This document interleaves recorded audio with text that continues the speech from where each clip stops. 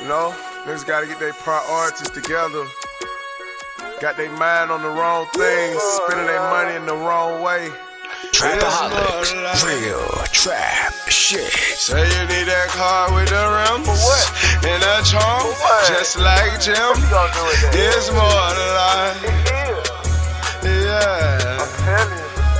Talk to him. Say you need that LV bag with the belt and the hat. That's all you got though. It's more to life. Yeah. Talk to him. Real. Say you wanna turn up at the club, light some bottles, impress them girls. It's more to life. Fucking everybody. Yeah. Damn, son, where'd you find this? Good evening, everybody, and welcome to Saints and Appetizers podcast. And today, or this evening, we have some appetizers for you for once. Recently, we've had a lot of main course for you because we've had back-to-back Saints talk for you. So we've had a lot of main course for you, but today, we're gonna have some appetizers for you because we have some UFC 277 picks for you today. So we have some UFC 277 talk for you this evening, and we're gonna get into that, and we're gonna see who we like on that card. And so let me get a menu, and we're gonna get into that right now. And first off, I'm going to talk a little bit about the card from last week, but man, I thought a little bit about doing a podcast on that and making picks for that card, because that looked like that was going to be actually a pretty good card, because I mean it had a lot of good fights. The main card looked like it was the main event. Main event on that card looked really good between Curtis Blades and Tom Aspinall, but man, that ended terribly with Aspinall tearing his knee up, blowing his knee up, knee injury, whatever it was, an ACL, MCL, or whatever it was. So that was terrible how that ended in the opening moments. And then the Paul Craig Ozdemir fight, Ozdemir fight, that fight was no good. It was just Paul Craig like laying and praying and hoping Ozdemir would come down to his level, and he never would come down there to try to get submitted or whatever Paul Craig was hoping he would do. And Ozdemir was just slipping and sliding his way to a decision, and that was just an awkward fight to watch. And the only thing that really played out how anyone really would want it was the Molly McCain fight and Patty Pimble, and that played out exactly how everyone wanted it to. And that was just those opponents that were served up to them.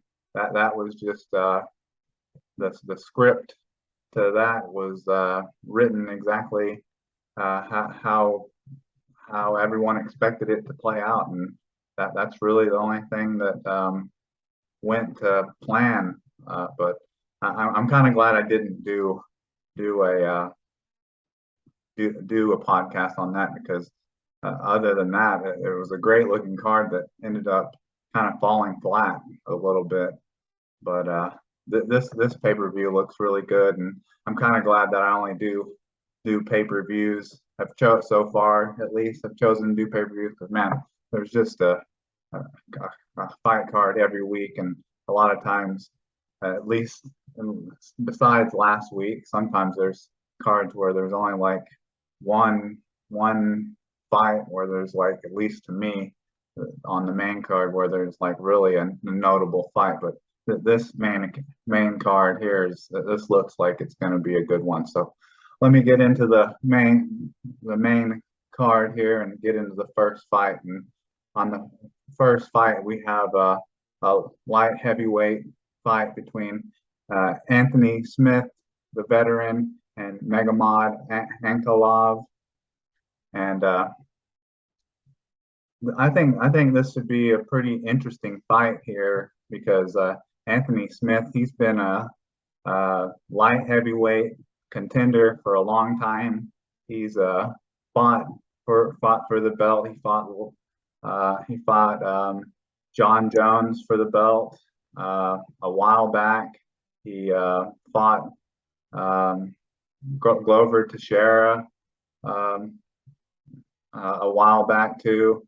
Yeah, he fought John Jones in 2019 and went to unanimous decision, which a lot of people thought was a relatively competitive fight, but of course it was definitely a unanimous decision. John Jones definitely won that fight, and then he got just completely destroyed by Glover Teixeira. It seemed like he almost got beaten within an inch of his life by Glover Teixeira. Like, I guess Jason Herzog. I don't even know if Jason Herzog has a job in the UFC anymore. He probably shouldn't have a job in the UFC after letting Alexander or Glover Teixeira do what he did to him in that fight. I got a TKO loss against Glover Teixeira. Lost that in a minute into the fifth round. I think he lost a couple of teeth in that fight actually, and and then since then I feel as if he's kind of been somewhat of a gatekeeper. Not really. I guess you can't really say that is true because he has won his last 3 fights, and they have actually been some pretty impressive. Actually, they've all been by stops. Beat Devin Clark by triangle choke, beat Jimmy Crute by TKO, is by doctor stoppage, and then beat Ryan Spann by rear naked choke. So he's actually on a 3-fight win streak, but it's hard for me to really look at him as a dominant competitor after his loss to John Jones, which I understand he's like one of the GOATs, greatest of all time, arguably the best light heavyweight of all time, and then he almost got beat to death by Glover Teixeira, who is the former light heavyweight champ. But then you have Magomed Ankalaev, who is a up and comer who like I said, Anthony Smith is almost like, I would say, is kind of like a gatekeeper for Ankalaev, because if he beats Anthony Smith, it's a good chance that he may get a title shot with one more win, because he is on like an 8-fight win streak, because he's won 8 straight since his first fight in the UFC, because his first fight was a loss, which was a triangle choke loss to Paul Craig, and he has a mixed bag of wins. He either wins by decision or he wins by knockout. So, you hear a lot about these Russian fighters, and when you think of Russian fighters, you think of Khabib, Magomed Ankalaev. You think of guys that are just wrestlers, that choke you out or just kind of lay and pray. That's not really what Ankalaev's game is. He can stand and strike. He can kick you in the face. He can knock you out. So I don't know. When I pick this fight, I think I'm going to go with more of the young up and comer. And I think I'm going to go with Magomed Ankalaev in this one, because like I said, I find it just after that just kind of tattooed that beat down that Anthony Smith took from Glover Teixeira.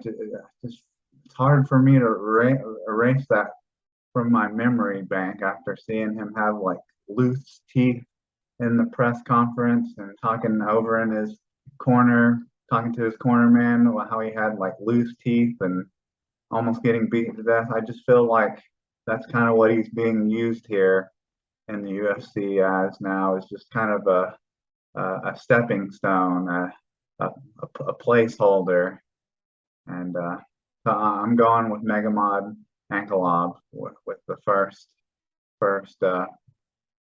fight on the main card. All right, with the second fight on the main card is a flyweight fight between Alexander Pantoja and Alex Perez, and both these fighters have kind of a similar record, and Alexander Pantoja's last 4 fights, he's three out of his last, 4 out of his last. I'm trying to think here. Let's see. 3 of his last 4 fights, he's won, and I guess he's won 2 of them by finish. He's gotten submission and a KO, and then he's lost 1 by decision, and he's won his last 2 fights. But and then Alex Perez, he has a very similar winning streak as well.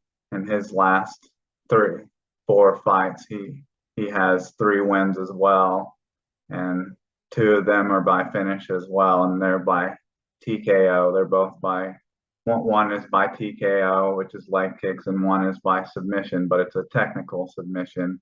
It's a technical submission. Yeah, it's by triangle choke. So very similar. Their records, their last 4 fight records are almost identical.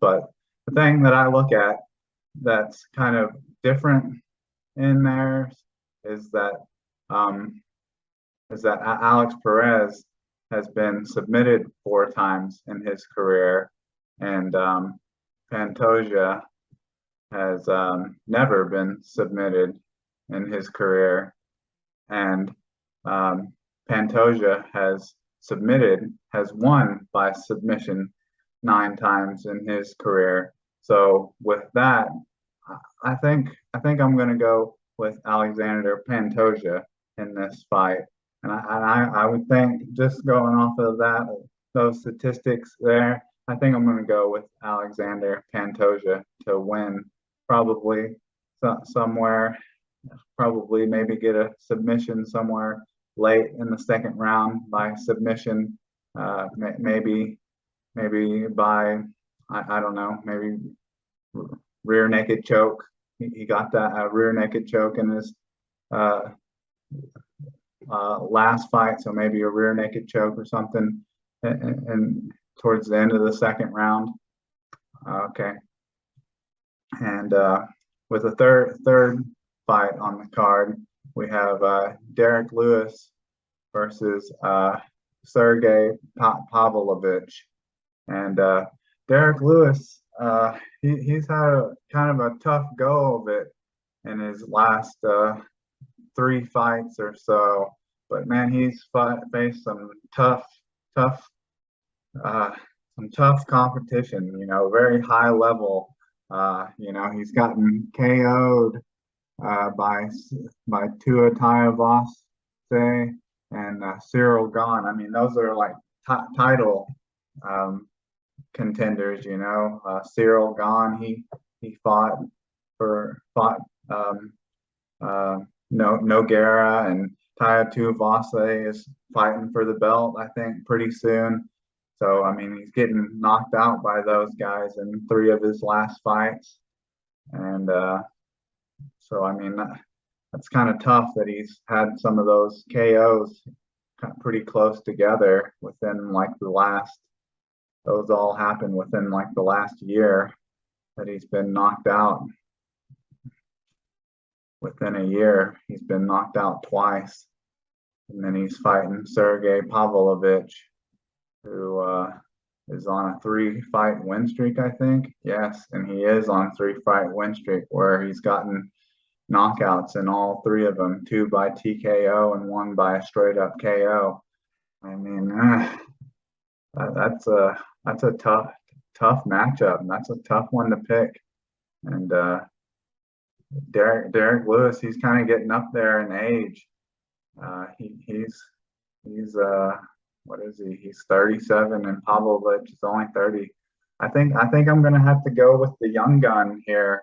I think Derek Lewis may be going to sleep again. Just the close knockouts by by elite heavyweights. I mean, a young up and comer may get him again. I know those are guys that are, you know, top heavyweights. Guys that are in the top five.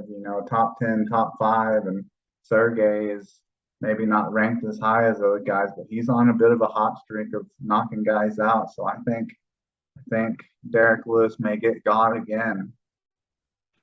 All right, we're talking about the co-main event now, and this is Brandon Moreno versus Kayakar France. And Brandon Moreno, he's been in a trilogy war with Davison Figueiredo for the last, man, it feels like forever that these guys have been fighting now. A trilogy, they feel like they go on forever. It's been going on since December 2020. And I guess if Figueiredo didn't get hurt or whatever, I haven't really heard what he was injured with. I think they're trying to keep it disclosed. I hear from Moreno's camp, they're saying that he's not hurt, he's just ducking him, whatever that's all about. I personally, when following and watching these fights, I've been I guess I'm like a good majority of people. I'm actually I've been pulling for Figueiredo during these fights. So, and personally, I didn't really feel that there was a need for a fourth fight, because I feel that if there wasn't a point taken in the first fight, Figueiredo would have won the first fight, and then he would have won the second fight. So I mean, realistically, the series should be 2-1, but that's beside the point, I guess. But I guess there was going to be a fourth fight if it wasn't for Davis and Figueiredo's mysterious injury. But that's beside the point. I guess I'm getting off topic a little bit. But I guess since his loss, Brandon Moreno, since his last loss to Davis and Figueiredo, Brandon Moreno has changed his camps. I guess he was training in Mexico before, and now he's changed his camps, and he's at Glory MMA now, and which is in Kansas City, I think. And I guess Kayakar France and him have already fought once before, and in that fight, which was I think in 2019, early in that fight, Kayakar France knocked him down early in that fight, but then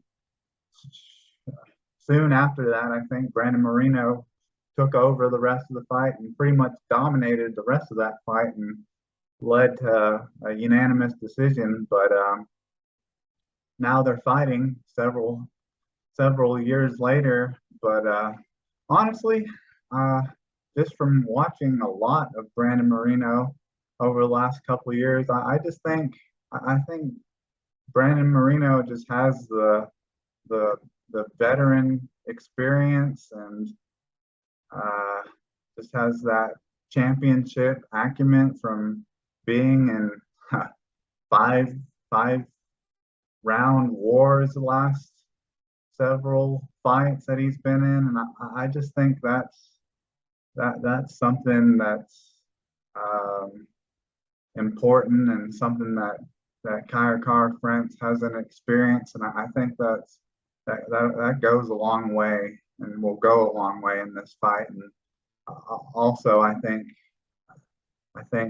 he has experience also submitting. He submitted a champion as well. He submitted Davis and Figueiredo in one of their fights as well. So I think he might be able to submit Kayakar France, because Kayakar France only has 3 submissions in his career, and Brandon Moreno has 11. So I think he he's better in that regard as well. So I think I'll go with Brandon Moreno in this fight to win the interim championship, the interim flyweight championship. So now then, the women's bantamweight championship, which was I guess a lot of people were calling this is the rematch from the original fight that Amanda Nunes lost, which a lot of people called that the biggest upset of all time, which I still consider fights like the GSP Matt Serra fight one of the biggest upsets, or Chris Weidman, Anderson Silva. I kind of consider those one maybe bigger or kind of maybe equal. But I guess there's been talks that maybe Amanda Nunes had like a knee injury going into that fight and didn't have great cardio. And early on in the first round, it looked like she had the fight, won the first round, and then later in the fight looked like she kind of gassed out and got into a brawl with her, and then just ended up face down and got choked out. So it'll be interesting to see how different this fight goes, and kind of like Brandon Moreno, since he lost his fight. I guess Amanda Nunes was an American top team before, but since she lost the first fight, she's changed has like her own personal camp and gym now that's like controlled and paid for by herself. So that's interesting that she has her own personal gym and stuff now. But I guess there's a lot of going into this fight, she was very underestimated. A lot of people underestimated Julia Pena. So there's also a lot of talks that maybe Julia Pena wasn't taken serious. But I don't know. I think Amanda Nunes is very dominant, and I don't know. I think I don't want to call it a fluke, the first fight, but I mean, Amanda Nunes was so dominant before, and it was just so odd the way the first fight went. And I just find it so hard to believe that fight will go the same way it did before. And obviously, Amanda Nunes is trying to rededicate herself if she's changing her camps and trying to switch things up. So just based off of that alone, I think I am gonna go with Amanda Nunes to reclaim her title and reestablish her dominance as the women's bantamweight championship champion. And I don't know. I guess it'll depend on how good the fight is and how competitive it is. But maybe if it's a great fight, maybe we'll start a trilogy there. But maybe not. I guess it kind of depends how fights like that go. But with that, with the first fight, I've picked Magomed Ankalaev in the light heavyweight first fight. In the flyweight second fight, I've picked Alexander Pantoja.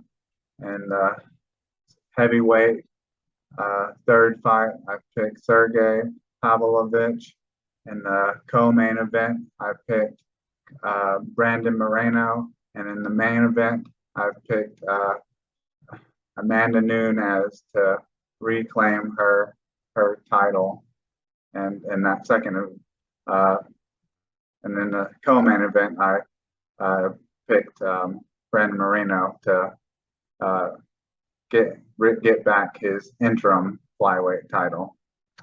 So with that, I think that's all I got for you when it comes to the UFC 277 pay-per-view. And with that, can I get a check, please?